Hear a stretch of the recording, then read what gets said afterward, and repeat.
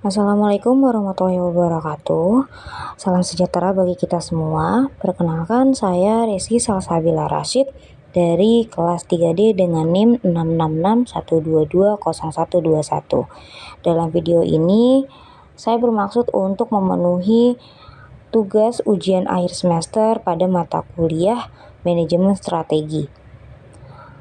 Pada kesempatan kali ini, saya akan menganalisis dari organisasi publik yaitu BPKP Provinsi Banten.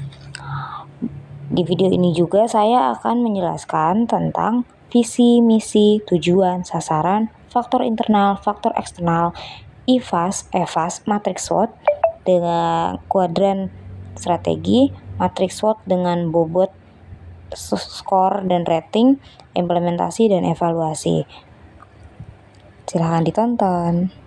Pertama, visinya adalah menjadi auditor internal pemerintah berkelas dunia dan trusted advisor untuk meningkatkan good governance sektor publik dalam rangka mewujudkan visi misi Presiden dan Wakil Presiden Indonesia maju yang berdaulat, mandiri, dan berkepribadian berlandaskan gotong royong. Analisisnya adalah bahwa visi ini sudah memenuhi kesesuaian, yaitu dengan kata kunci menjadi yang berorientasi pada masa depan. Selanjutnya ada kata meningkatkan yang berorientasi pada masa depan juga. Selanjutnya yaitu misi dari BPKP Provinsi Banten, yaitu yang pertama melaksanakan pengawasan intern terhadap akuntabilitas pengolahan keuangan dan pembangunan. Pada misi yang pertama ini terdapat kesesuaian, yaitu dari kata kunci melaksanakan yang berorientasi pada masa sekarang. Selanjutnya misi yang kedua adalah membangun sumber daya pengawasan yang berkualitas. Pada kata kunci membangun sudah sesuai dengan ketentuan, yaitu berorientasi pada masa sekarang. Selanjutnya ada tujuan dan sasaran dari BPKP Provinsi Banten, yaitu yang pertama terwujudnya akuntabilitas keuangan dan pembangunan nasional. Pada tujuan ini sasarannya adalah kepada masyarakat dan memberi transparansi keuangan dan pembangunan Provinsi Banten kepada masyarakat luas. Yang kedua ada tujuannya, yaitu terwujudnya tata kelola pengawasan yang unggul, akuntabel, dan sehat. Sasaran dari tujuan ini bermaksud pada pegawai yang bekerja di BPKP Provinsi Banten. Adapun sasaran kegiatan yang dilakukan yaitu ada 6. Yang pertama, meningkatkan pengawasan pembangunan atas akuntabilitas keuangan negara atau daerah. Yang kedua, meningkatnya pengawasan pembangunan atas pembangunan nasional. Yang ketiga, ada meningkatnya pengawasan pembangunan atas badan usaha. Yang keempat, ada meningkatnya pengawasan pembangunan dan efektivitas pengendalian korupsi atau EPK. Yang kelima, ada meningkatnya pengawasan pembangunan atas kualitas pengendalian intern KLPBU. Yang keenam, ada meningkatnya kualitas pelayanan ketatausahaan unit kerja. Untuk mencapai tujuan dan sasaran strategis tersebut, BPKP menyesuaikan program dan kegiatan yang dilaksanakan oleh unit organisasi BPKP dalam program yang ditetapkan oleh Bappenas. Kegiatan-kegiatan ini sekaligus untuk mewujudkan sasaran strategis BPKP yang telah ditetapkan sebelumnya. Program tersebut terdiri dari program pengawasan pembangunan dan program dukungan manajemen. Selanjutnya ada faktor eksternal dan internal dari BPKP Provinsi Banten. Faktor eksternal dari BPKP Provinsi Banten adalah masyarakat, PLN, Bappenas, Bapeda, KPK, BPK, Presiden, Bapeda, peserta APIP, inspektorat dari kementerian, lembaga atau Pemda, masyarakat desa, kecamatan, kota, kabupaten, dan provinsi Banten. Selanjutnya ada faktor internal dari BPKP Provinsi Banten, yaitu yang pertama ada MEN. MEN adalah orang-orang yang bekerja di BPKP Banten, yaitu pegawai-pegawai yang handal dan terlatih yang bekerja sebagai pegawai di BPKP Provinsi Banten. Yang pertama ada 1 wakil kepala perwakilan, 1 kepala bagian umum, 3 subkor, 12 JFU, 4 JFT, 84 auditor, dan 5 korwas. Dalam hal ini berarti total pegawai yang ada di BPKP Provinsi Banten yaitu ada 110 orang. Selanjutnya ada faktor internal yaitu metode. Pada BPKP Provinsi Banten, metode yang mereka lakukan adalah dengan monitoring dan pengendalian penugasan, penyusunan laporan berkala, penyusunan rencana kegiatan tahunan, dan penyusunan penetapan kinerja. Hal-hal ini dilakukan agar tujuan dan sasaran yang direncanakan oleh BPKP Provinsi Banten dapat terwujud dan menghasilkan hasil yang baik. Yang selanjutnya ada money. Money ini digunakan untuk penganggaran kegiatan yang dilakukan oleh BPKP Provinsi Banten. Money tersebut ada 188.390 juta untuk bidang APD dan 81.357 juta untuk bidang investigasi. Selanjutnya ada faktor internal mesin. Mesin ini adalah alat-alat yang digunakan untuk menunjang pekerjaan dari pegawai-pegawai BPKP Provinsi Banten. Yaitu yang pertama ada laptop, ada komputer, CPU, wifi, ada printer, dan perangkat-perangkat lain yang membantu mendukung pekerjaan pegawai BPKP Provinsi Banten. Ada faktor internal material. Material ini hal-hal fisik yang digunakan oleh BPKP Provinsi Banten yang menunjang selain mesin tadi. Itu ada kertas, buku, pulpen, pensil, spidol, strapless, dan lain-lainnya. Selanjutnya dapat kita lihat pada IFAS, yaitu kekuatan dan kelemahan dari BPKP Provinsi Banten.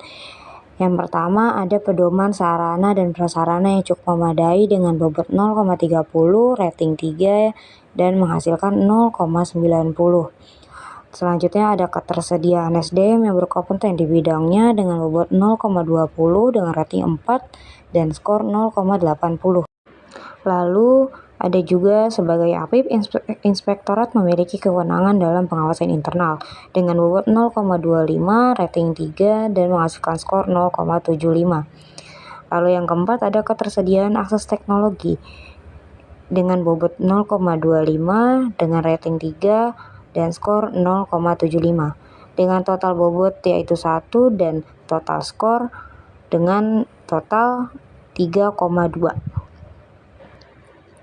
Pada IFAS, dalam aspek kelemahan, yang pertama ada kurangnya inovasi yang dilakukan dengan bobot 0,30, rating 2, dan skor 0,60. Kedua, ada etos kerja para pegawai yang tidak sama. Hal ini menyebabkan adanya perbedaan dalam pengecekan atau pengawasan kinerja pegawai dengan bobot 0,25, rating 2, dan skor 0,50. Yang ketiga ada inspektorat belum terlibat secara intensif dalam pembahasan temuan BPK dengan bobot 0,30, rating 1, dan skor 0,25. Yang terakhir, kurangnya saran yang dapat disampaikan oleh inspektorat karena inspektorat tidak dilibatkan dengan bobot 0,25, rating 1, dan jumlah skor dengan jumlah 1,6. Selanjutnya ada EVAS. EVAS berbicara tentang peluang dan ancaman. Maka peluang dan ancaman pada BPKP Provinsi Banten adalah yang pertama pada peluang yaitu adanya akses teknologi yang mudah dengan bobot 0,30, rating 3 dengan skor 0,90. Yang selanjutnya adanya dukungan dari pihak manajemen dalam membangun kualitas pengawasan dengan bobot 0,20, rating 4, dan skor 0,80. Yang ketiga, ada inspektorat sebagai APIP diberikan peran sebagai bagian dari penilai internal unit kerja dengan bobot 0,25, rating 3, dan skor 0,75. Yang terakhir ada ketersediaan akses teknologi dengan bobot 0,25, rating 3, dan skor 0,75. Dengan total bobot peluang ada 1 dan total skor ada 3,2. Maka yang selanjutnya ada EVAS dari aspek ancaman. Ancaman yang pertama pada BPKP Provinsi Banten yaitu yang pertama ada indikator kerja tidak smart dengan bobot 0,30, rating 1 dengan skor 0,30. Yang kedua ada penetapan target kerja yang tidak berbasis data, bobot 0,25, rating 1, skor 0,25. Yang ketiga, monitoring kerja yang tidak optimal terhadap kinerja pegawai BPKP Provinsi Banten dengan bobot 0,25, rating 1, skor 0,25. Yang terakhir adalah kurangnya komitmen pimpinan dengan bobot 0,20, rating 1, dan skor 0,20. Dengan total bobot ancaman itu 1 dan skor total juga 1. Selanjutnya ada matriks SWOT BPKP Provinsi Banten. Di sini ada kuadran 1 sampai 4 di mana kuadran 1 mendukung strategi agresif, kuadran 2 mendukung strategi diversifikasi, kuadran 3 turnaround, dan kuadran 4 ke defensif. Dengan melihat skor dari IVAS dan EVAS BPKP Provinsi Banten yang sebelumnya sudah dijabarkan, BPKP masuk ke dalam kuadran 1 yaitu mendukung strategi agresif.